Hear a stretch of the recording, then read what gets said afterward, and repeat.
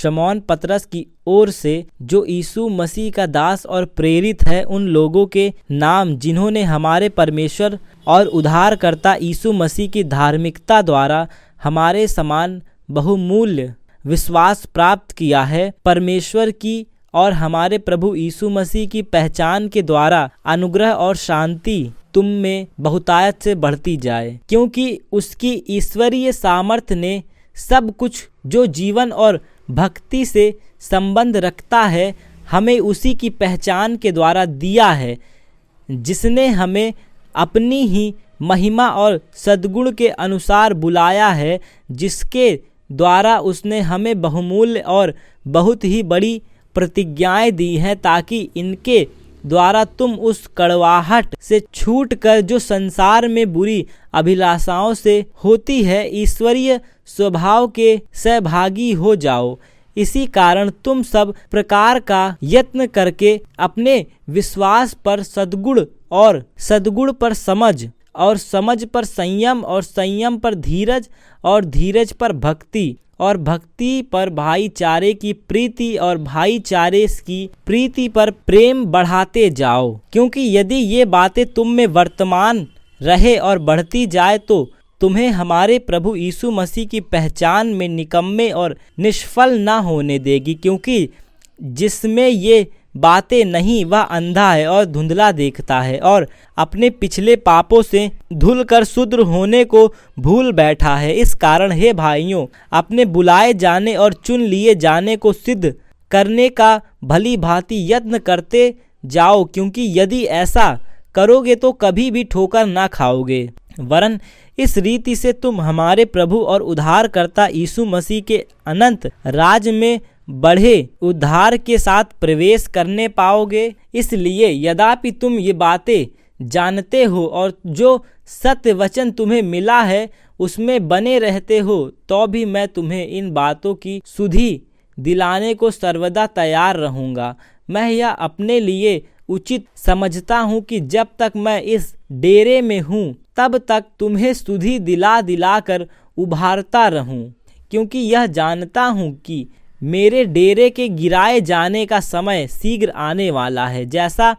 कि हमारे प्रभु यीशु मसीह ने मुझ पर प्रकट किया है। इसलिए मैं ऐसा यत्न करूँगा कि मेरे कूच करने के बाद तुम इन सब बातों को सर्वदा स्मरण कर सको, क्योंकि जब हमने तुम्हें अपने प्रभु यीशु मसीह की सामर्थ का और आगमन का समाचार दिया था तो वह चतुराई से गढ़ी हुई कहानियों का अनुकरण नहीं था, वरन हमने आप ही उसके प्रताप को देखा था। क्योंकि जब उसने परमेश्वर पिता से आदर और महिमा पाई और उस प्रताप में महिमा में से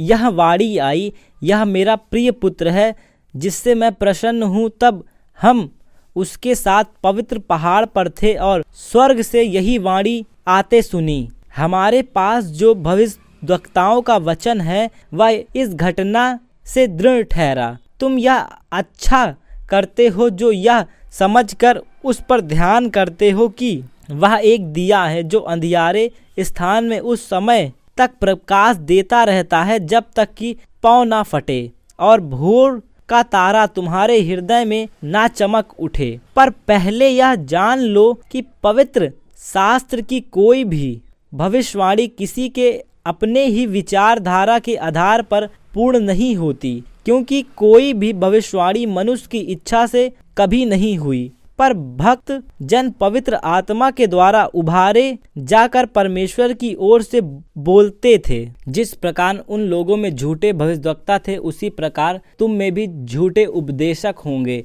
जो नाश करने वाले पाखंड का उद्घाटन छिप छिप कर करेंगे और उस स्वामी का जिसने उन्हें मोल लिया है इनकार करेंगे और अपने आप को शीघ्र विनाश में डाल देंगे। बहुत से उनके समान लुचपन करेंगे, जिनके कारण सत्य के मार्ग की निंदा की जाएगी। वे लोभ के लिए बातें गढ़ कर तुम्हें अपने लाभ का कारण बनाएंगे और जो दंड की आज्ञा उन पर पहले से हो चुकी है उसके आने में कुछ भी देर नहीं और उनका विनाश उगता नहीं। क्योंकि जब परमेश्वर ने उन स्वर्गदूतों को जो पाप किया नहीं छोड़ा पर नरक में भेजकर अंधेरे कुंड में डाल दिया ताकि न्याय के दिन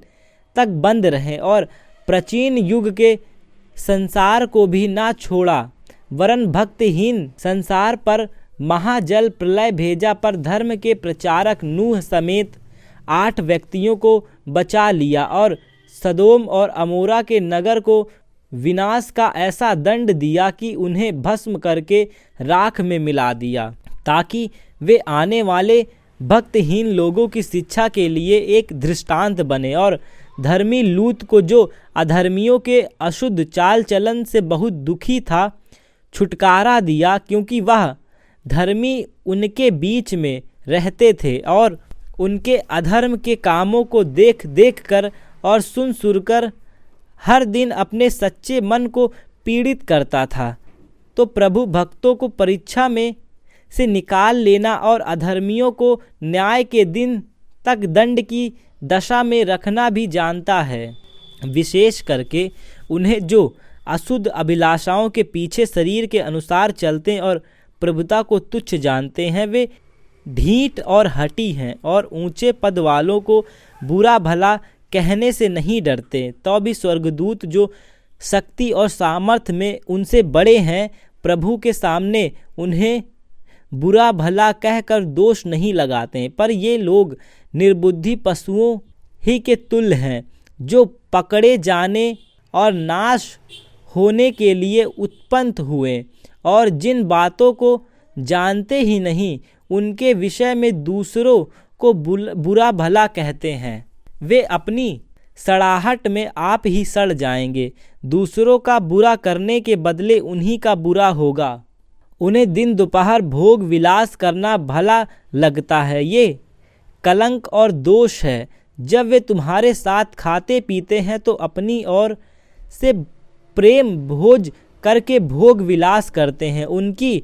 आँखों में व्यभिचार बसा हुआ है और वे पाप किए बिना रुक नहीं सकते। वे चंचल मन वालों को फुसला लेते हैं। उनके मन को लोभ करने का अभ्यास हो गया है। वे संताप की संतान हैं।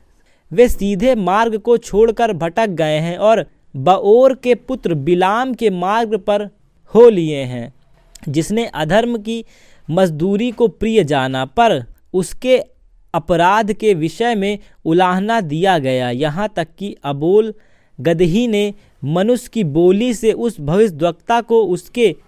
बावलेपन से रोका। ये लोग सूखे कुएं और आंधी के उड़ाए हुए बादल हैं। उनके लिए अनंत अंधकार ठहराया गया है। वे व्यर्थ घमंड की बातें कर करके लुचपन के कामों के द्वारा उन लोगों को शारीरिक अभिलाषाओं में फंसा लेते हैं जो भटके हुओं में से अभी निकल ही रहे हैं। वे उन्हें स्वतंत्र करने की प्रतिज्ञा तो करते हैं, पर आप ही सड़ाहट के दास हैं, क्योंकि जो व्यक्ति जिससे हार गया है वह उसका दास बन गया है। जब वे प्रभु और उद्धारकर्ता यीशु मसीह की पहचान के द्वारा संसार की नाना प्रकार की अशुद्धता से बच निकले और फिर उनमें फंसकर हार गए, तो उनकी पिछली दशा पहली से भी बुरी हो गई है, क्योंकि धर्म के मार्ग का ना जानना ही उनके लिए इससे भला होता कि उसे जानकर उस पवित्र आज्ञा से फिर जाते जो उन्हें सौंपी गई थी। उन पर यह कहावत ठीक बैठती है कि कुत्ता अपनी छाट की ओर और नहलाई हुई सुअरनी कीचड़ में लौटने के लिए फिर चलती जाती है। हे प्रिय, अब मैं तुम्हें यह दूसरी पत्री लिखता हूँ और दोनों में सुधि दिलाकर तुम्हारे शुद्ध मन को उभारता हूँ कि तुम उन बातों को जो पवित्र भविष्यद्वक्ताओं ने पहले से कही और प्रभु और उद्धारकर्ता की उस आज्ञा को स्मरण करो जो तुम्हारे प्रेरितों के द्वारा दी गई थी। पहले यह जान लो कि अंतिम दिनों में हंसी ठट्ठा करने वाले आएंगे, जो अपनी ही अभिलाषाओं के अनुसार चलेंगे और कहेंगे उनके आने की प्रतिज्ञा कहाँ गई, क्योंकि जब से बाप दादे सो गए हैं सब कुछ वैसा ही है जैसे सृष्टि के आरंभ से था। वे तो जानबूझकर या भूल गए कि परमेश्वर के वचन के द्वारा आकाश प्राचीन काल से विद्यमान है और पृथ्वी भी जल में से बनी और जल में स्थिर है। इसी कारण उस युग का जगत जल में डूब कर नष्ट हो गया। पर वर्तमान काल के आकाश और पृथ्वी उसी वचन के द्वारा इसलिए रखे गए हैं कि जलाए जाएं, और ये भक्तिहीन मनुष्यों के न्याय और नष्ट होने के दिन तक ऐसे ही रखे रहेंगे। हे प्रिय, यह बात तुमसे छिपी ना रहे कि प्रभु के यहाँ एक दिन 1000 वर्ष के बराबर है और 1000 वर्ष एक दिन के बराबर है। प्रभु अपनी प्रतिज्ञा के विषय में देर नहीं करता, जैसी देर कुछ लोग समझते हैं, पर तुम्हारे विषय में धीरज धरता है और नहीं चाहता कि कोई नष्ट हो,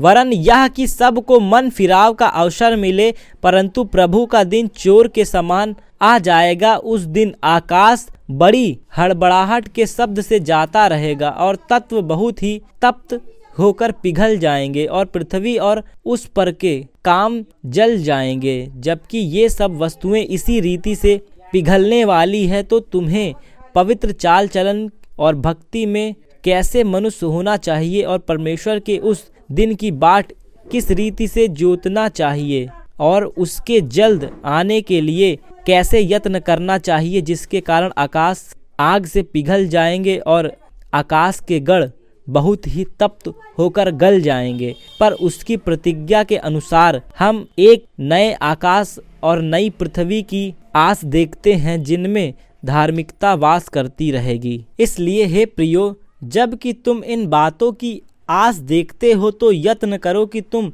शांति से उसके सामने निष्कलंक और निर्दोष ठहरो और हमारे प्रभु के धीरज को उद्धार समझो। जैसा हमारे प्रिय भाई पौलुस ने भी उस ज्ञान के अनुसार जो उसे मिला तुम्हें लिखा है, वैसे ही उसने अपनी सब पत्रियों में भी इन बातों की चर्चा की है, जिनमें कुछ बातें ऐसी हैं जिनका समझना कठिन और अनपढ़ और चंचल लोग उनके अर्थों को भी पवित्र शास्त्र की अन्य बातों की तरह खींच तान कर अपने ही नाश का कारण बनाते हैं। इसलिए हे प्रियो, तुम लोग पहले ही से इन बातों को जानकर चौकस रहो, ताकि अधर्मियों के भ्रम में फंसकर अपनी स्थिरता को कहीं हाथ से खो ना दो, पर हमारे प्रभु और उद्धारकर्ता यीशु मसीह के अनुग्रह और पहचान में बढ़ते जाओ। उसी की महिमा अब भी हो और युगान युग होती रहे। आमीन।